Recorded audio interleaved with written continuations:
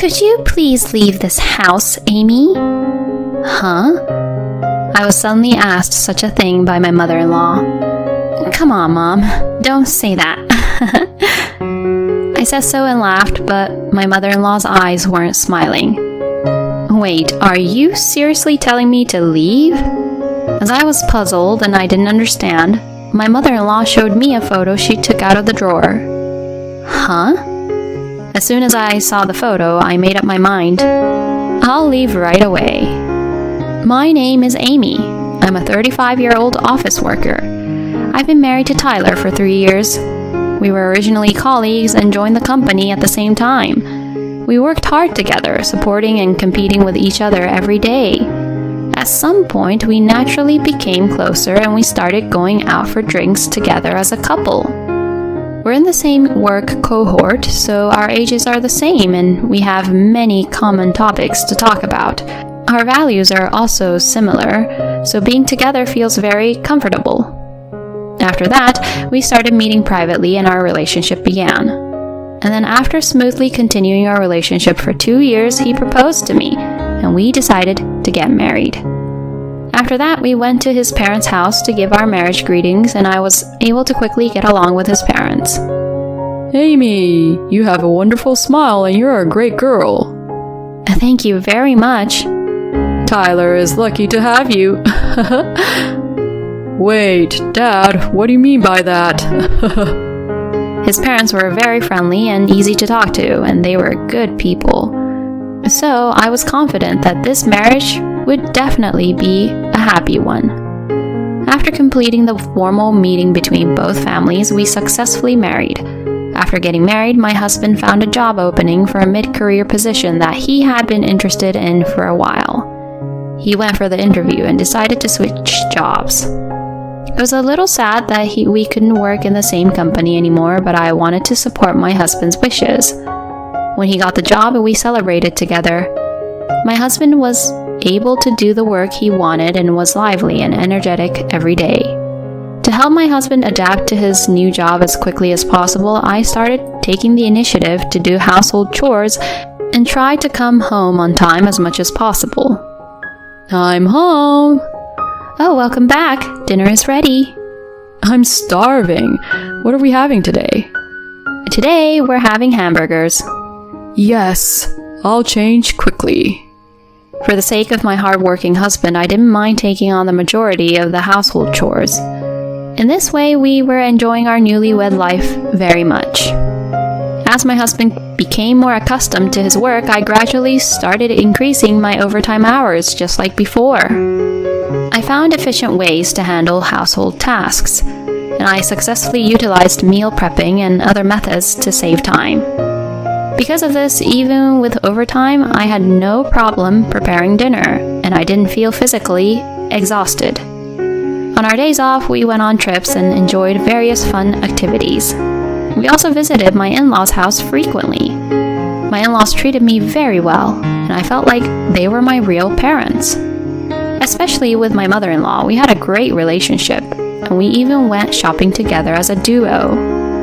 Tyler is our only son, so of course he's adorable, but I also wanted a daughter. That's why I'm truly happy that someone like you, Amy, have become my daughter-in-law. I also think of you as a real parent. Since my own family lives far away in a rural area, I rely on you a lot. Oh, that's so wonderful. Being able to shop for clothes together and have tea at cafes like this is pure happiness. My mother-in-law was always lovely with a constant smile on her face. She had a great sense of humor and always made me laugh. I really liked my mother-in-law. I was thrilled that I could build a good relationship with my in-laws. Kind-hearted and gentle in every way, my in-laws were a source of my happiness. I was living a life full of happiness in my marriage. However, life is unpredictable. One day, when my husband and I were relaxing at home on our day off, his phone rang. Huh? It's a call from Mom. I wonder what's going on. Saying so, my husband answered the call. What? Dad has been taken to the hospital? We were immediately informed of this by my mother-in-law and we rushed to the hospital. But my father-in-law had already passed away, unable to receive treatment in time. It turned out that my father-in-law had been on his way to a friend's house when he got involved in an accident. We mourned my father-in-law's death deeply. Tears didn't stop flowing even during the funeral, and the one who suffered the most was my mother-in-law. She suddenly became alone, losing her beloved husband. Both my husband and I were deeply concerned about my mother-in-law. I wondered if she was feeling lonely or depressed by herself. I couldn't help but worry like that. Then one day my husband made a suggestion to me. If you're okay with it, Amy, would you like to live together with my mom? I immediately agreed to my husband's suggestion. I've been waiting for you to say that. Thank you so much, Amy. My husband quickly proposed the idea of living together to my mother-in-law. Although she felt sorry for causing trouble, when we assured her that she didn't need to hold back, she happily agreed, saying, "Then let's do it." Soon after, we canceled our apartment lease and moved to my in-laws' house. My mother-in-law took on the responsibility of cooking and cleaning for us, a working couple. Her cooking was delicious and I felt happy every day. With my mother-in-law living with us, she started smiling more as if her loneliness had faded away. "Please, teach me how to cook." "Sure, be prepared because I'll give you strict guidance." That strict discipline is old-fashioned, you know. My mother-in-law and I had built such a relationship that we could joke around like that. We truly had a great bond, and there was no sign of the ill treatment by mother-in-laws often heard in society. The time we spent together as a family having meals with my mother-in-law and husband was when I felt the happiest. Even after that, we continued to live happily, supporting each other as a family. However, amidst all that, another unfortunate event occurred. It was when my mother-in-law's health deteriorated and she required care. She had pre-existing health conditions and they had worsened recently.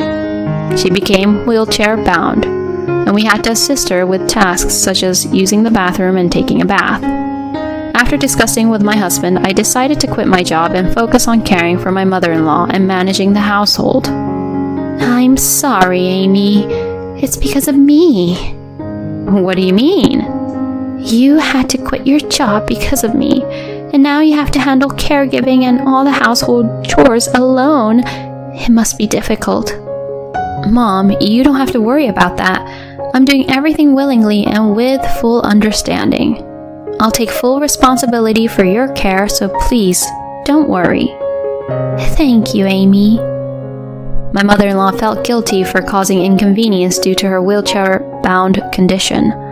However, to me, she was just as important as a real parent, so caregiving was never a burden for me.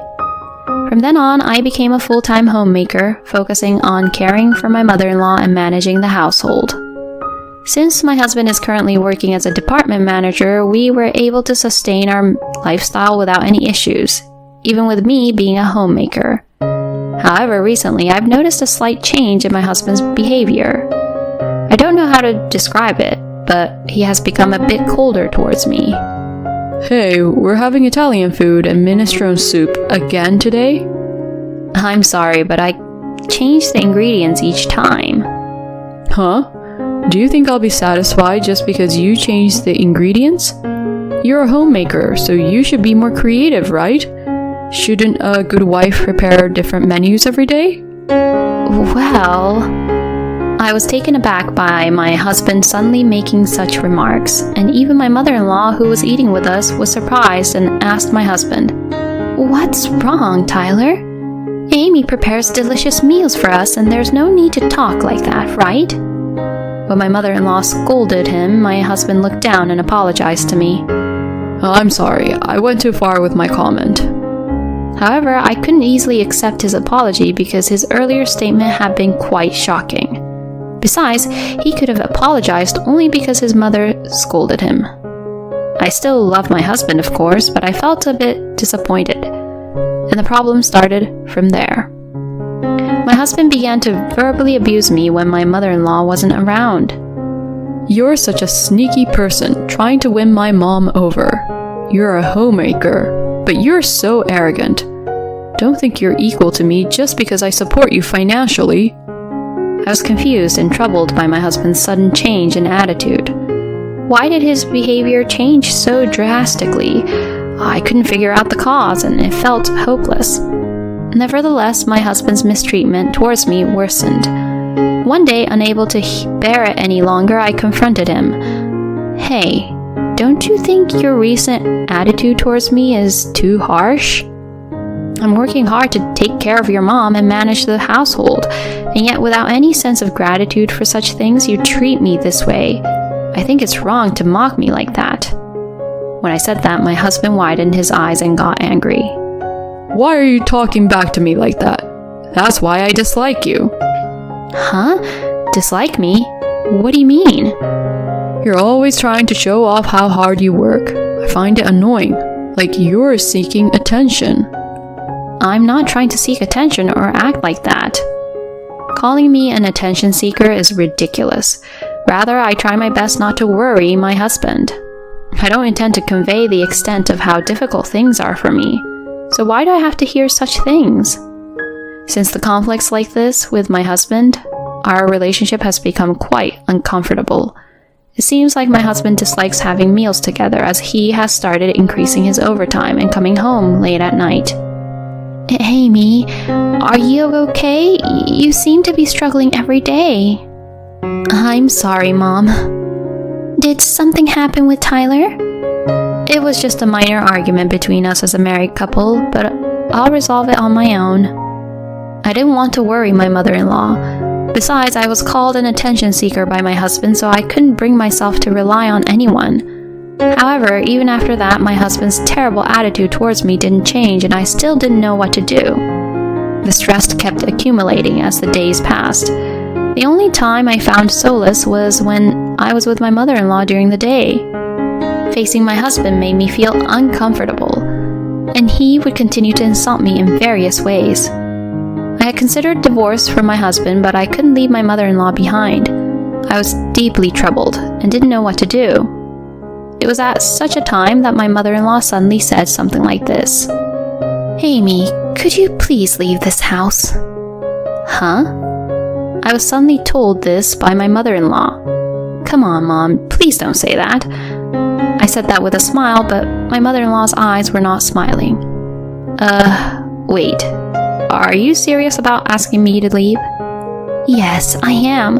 I want you to leave this place. Why would you say that? Was my mother-in-law treating me so coldly too? Why did I have to endure such mistreatment? At a loss for my words, my mother-in-law took out a photo from a drawer and showed it to me. I want you to see this. I think it will make you understand what I'm saying. Huh? Upon seeing the photo, I made a decision immediately. I'll leave right away. Do so. I don't want to tie you down. Don't worry about me. Saying that, my mother-in-law started packing my things. I obediently packed my belongings into a suitcase as much as I could and returned to my hometown in the countryside. After a long time, I explained to my parents the reason why I left my in-laws' house. The photo my mother-in-law showed me was of my husband entering a hotel with an unknown woman. In other words, my husband was having an affair. I couldn't forgive him for such an act. Therefore, I decided to return home and proceed with a divorce from my husband. That night, my husband came home from work and immediately called me. Hey, what's the meaning of this? Why aren't you at home at this hour? He shouted at me like that. Why? It's because I left that house, obviously. Huh? You left? You've got to be kidding me. What the hell are you doing outside the house without permission? He seems to think that I just temporarily left the house. I calmly responded to my husband like this. It's not running away from home. I'm getting a divorce from you. Huh? Divorce? My husband was surprised and yelled like that. What the hell? I won't accept that. Too bad. But whether you accept it or not doesn't matter. After all, you're having an affair. What? An affair? I'm not doing something like that. Suddenly, my husband's voice became quieter. Clearly, he was flustered. Too bad, there's evidence, including photos, so you can't deny it. It seemed like my husband understood that I wasn't bluffing. Wait. Please, wait. It's true that I had an affair, but it was a one-time mistake. I only met that person once, and I haven't been in contact with the person I had an affair with anymore. I really care about you, Amy. I'll apologize as many times as needed for the affair, so please, don't divorce me. My husband suddenly changed his attitude and pleaded with me. And furthermore, he brought up my mother-in-law, suggesting that we continue our married life together. Too bad. But it was your own mother who informed me about your affair. Huh? My mother-in-law was the first to notice the change in my husband's attitude. It seems she had secretly hired a private investigator to investigate the matter without my knowledge. After confirming the investigation results, it turned out that my husband was indeed having an affair. My mother-in-law was deeply shocked by this revelation. She had been contemplating whether to tell me or not. However, she realized that keeping silent would only cause me more pain, so she decided to inform me. I am truly grateful to my mother-in-law for informing me about the affair. I will never forgive you, and you will pay for betraying me. Goodbye, I'm hanging up now. Wait. Without giving him a chance to respond, I hung up the phone and blocked my husband's number. From that point on, I demanded a divorce from my husband through a lawyer and sought compensation from both him and his affair partner. With the evidence against him, my husband couldn't deny his actions, and he was required to pay the compensation. It turned out that his affair partner was originally just a casual fling. It seems that my ex-husband wanted to be with her after our divorce. However, it turns out that his affair partner also considered their relationship as just a fling. It seems that the idea of living together after marriage was rejected by her. Really nice of her. He deserves what he got.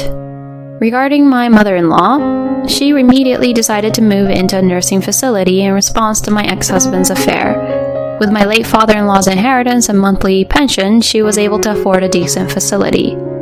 As a result, she expelled my ex-husband from the house and even sold their family home to cover the costs of the facility. My ex-husband has been completely cut off by my mother-in-law. He is solely responsible for paying the full amount of the alimony.